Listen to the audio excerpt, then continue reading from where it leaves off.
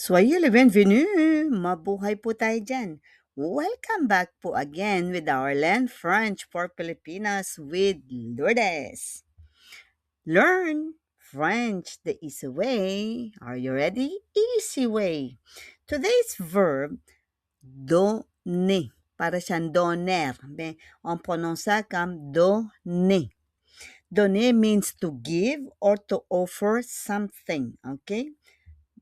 So, example, il donne un cadeau à son ami. Il donne un cadeau à son ami. So, he gives a gift for his friend. Okay. So, this verb donner, okay, that you can hear. Tu donnes? Allez, donne-moi, donne-moi, donnez-moi. Okay. It's very simple, useful, and perfect for everyday situations. Are you ready to learn? Tara na, let's go! On y va! To conjugate the verb au présent. Are you ready? Let's go! Le verbe donner. Donner means to give or offer something. Okay. So, how can we conjugate conjugaison au présent? Present tense pa lang po tayo, no? Present tense. Okay? Example. Je donne. Tu donnes, may OS yun.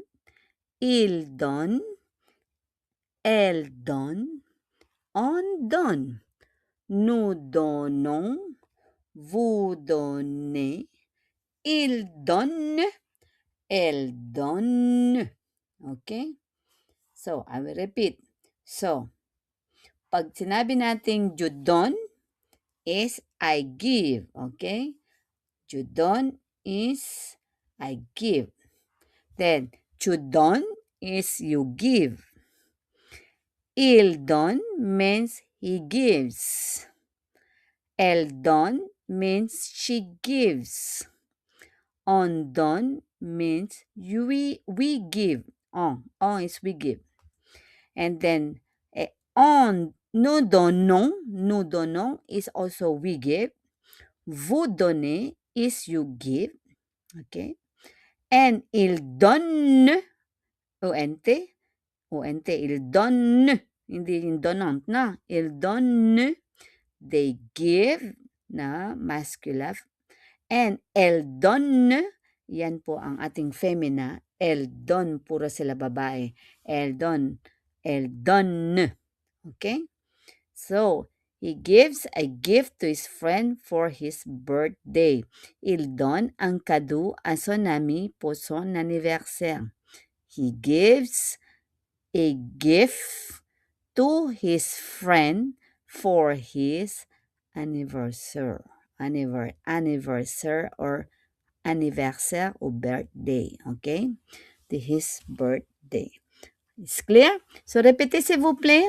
Donc, je donne, tu donnes, il donne, elle donne, on donne, nous donnons, vous donnez, il donne, elle donne. O-N-T. Okay, please forget the verb donner. Donner means to give. Okay, in English and in French is donner. Donner. Okay, merci. Please don't forget also to like, subscribe, and comment for more videos. Ciao, ciao. Merci. Au revoir.